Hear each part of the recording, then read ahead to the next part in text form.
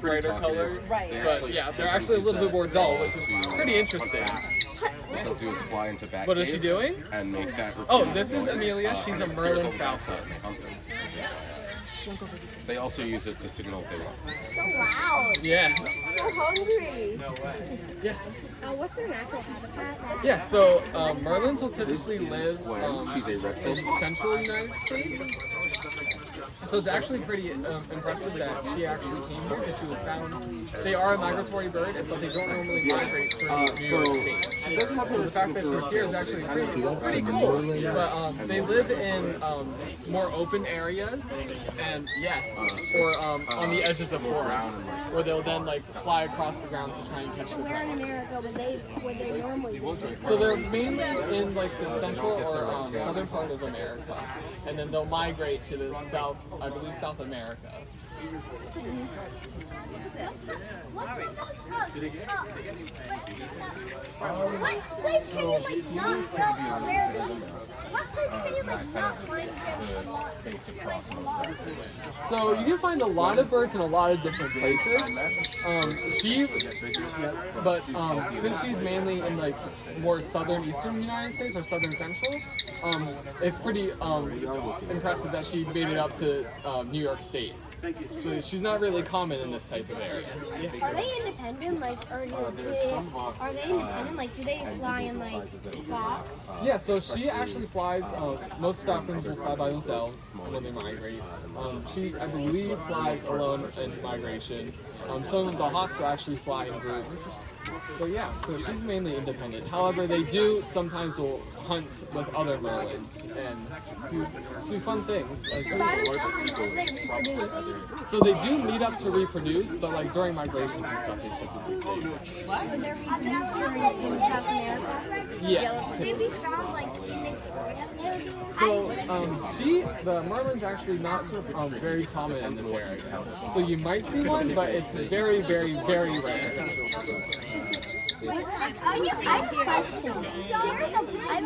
I'm not sure about that question. I'll have to look that up.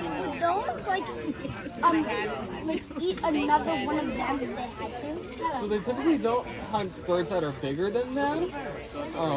So if they found another merlin, they probably wouldn't go after it because it's about the same size. If they had to. They might. Who knows? Do they build their own nests? So merlins will actually steal other birds' nests. They're very lazy that way.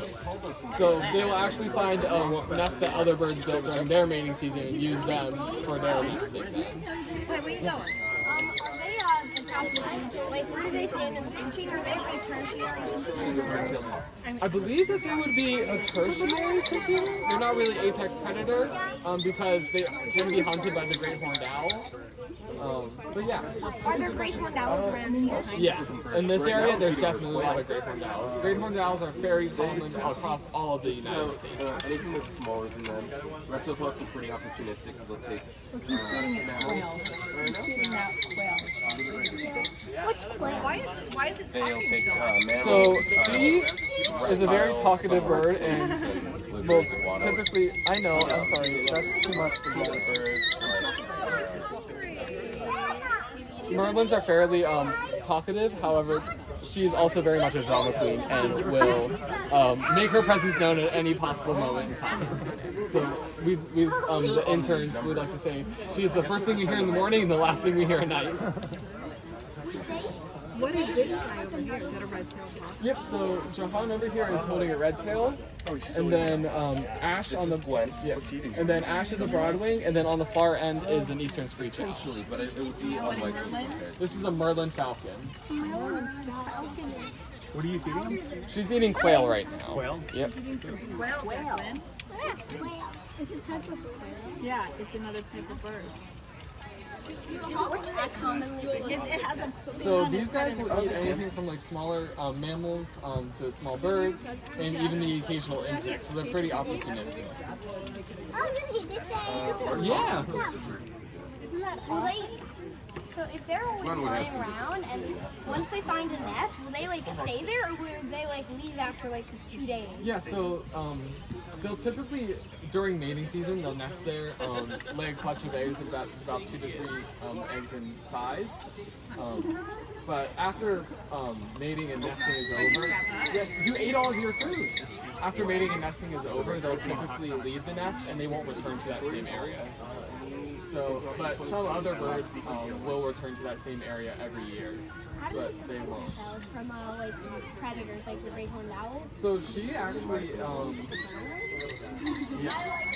So if you notice that she has a darker coloring on the top of her head and a lighter coloring on the bottom. Not perfect light, but what this does is if a predator was flying, I don't have any food. The predator was flying over top of her and they look down, she's gonna blend in with the ground and they won't be able to see her. Whereas then if they're flying underneath her and they look up, she's gonna blend in with that lighter sky. So her natural color helps her, like Yeah. the zebra. Kinda, yeah.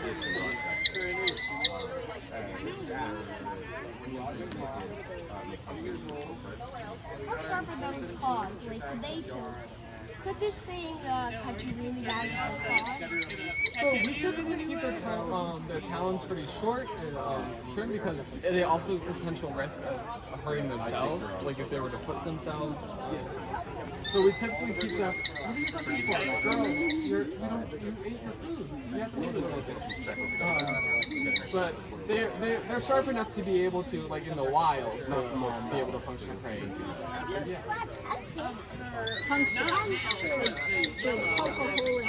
So what is their lifespan?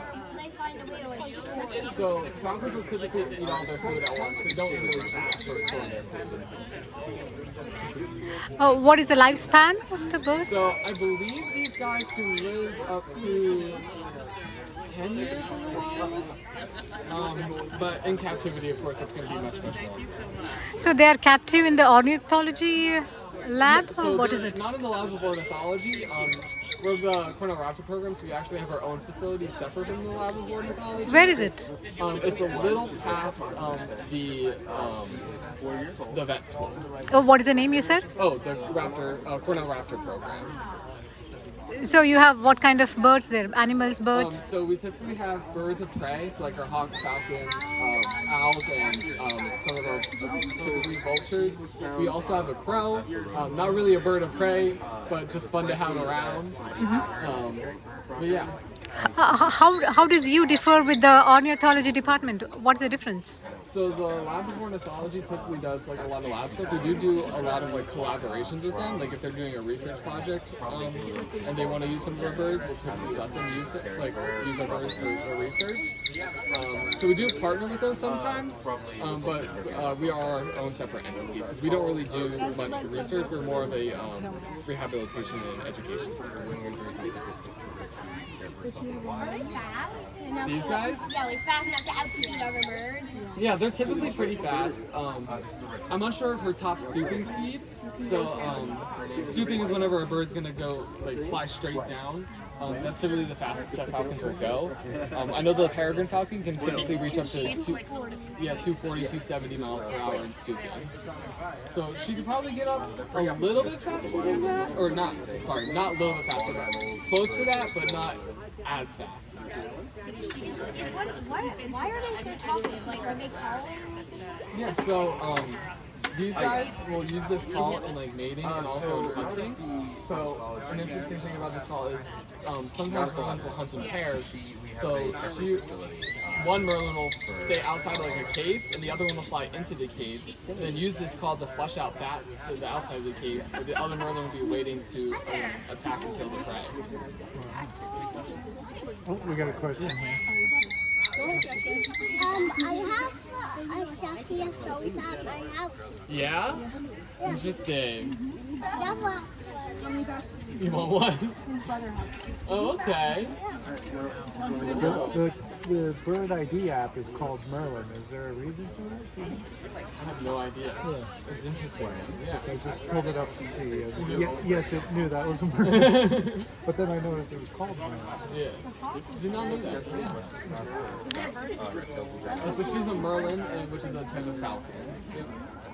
Why is she with you? Did she get injured? Yeah, so she came to us with a right wing injury from the Wildlife Health Clinic, and that impeded her flight patterns. So typically birds will fly like horizontally across. She's only able to fly like this. But there are some And it's actually quite intimidating when she's coming straight at you, just like full front like that. We actually do. They're not with us today. But So- we have some hares. Right now, what is its age? So her estimated hatch year is around 2017. She's about 5-6 years old. Very good. So yeah. And they're sitting with you because they can't fly, or they'll sit with you because So we do typically community training with them. So whenever they get on the club, we like to reward them so that they get used to it, so that they can come on the education programs with us. So teach everyone about the Bone and muscle action. But She was likely. she can still fly, Did not care for her properly. just not very well. Had her Okay. too small of an enclosure. but you feed her and that's why she'll sit there with you now. Difficult to care for her. Yeah, She an was, interesting thing about raptors in general is that like found her in if addiction Rochester. one gets lost, like because there's like the falconry job where they use falcons to like hunt prey, like a fawn can like hire them to catch mice and stuff. Typically, if you lose a bird, if you return to that same place that you lost the bird, like right at sunrise, and have food, you can typically the bird will come to you because it's like, oh, well, I lost my person that's going to be giving me food there. I'll come back and get food from them at that place, and then they'll typically just return.